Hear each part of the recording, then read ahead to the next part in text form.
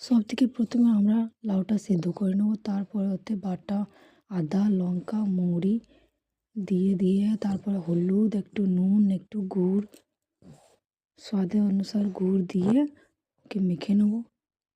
তারপরে ওতে আমরা চালের গুঁড়ি দেবো, দিয়ে ভালো করে মাখবো।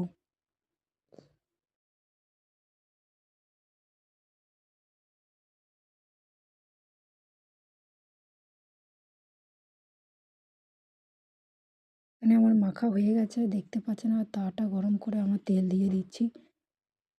ওতে আর অল্প অল্প করে ওইটা দিয়ে হালকা হাতে প্রেস করে তারপর আমরা সিদ্ধ করার জন্য রেখে দেবো কিছু মিনিট। তারপরে হালকা হাত করে পাল্টে দেবো। দেখতে হবে কি তাওয়া বেশি গরম থাকে না, না হলে বেশি জ্বলে যাবে। আমরা দুদিকে পাল্টে নিয়ে ওকে সেদ্ধ করে নেবো ভালো করে।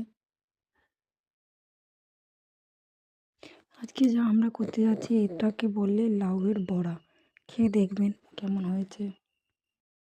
সিদ্ধ হয়ে গেলে আমরা বার করে নিয়ে দেখুন খাওয়ার মতন তৈরি হয়ে গেছে। খেয়ে বলুন কেমন হয়েছে। পছন্দ হলে সাবস্ক্রাইব করবেন।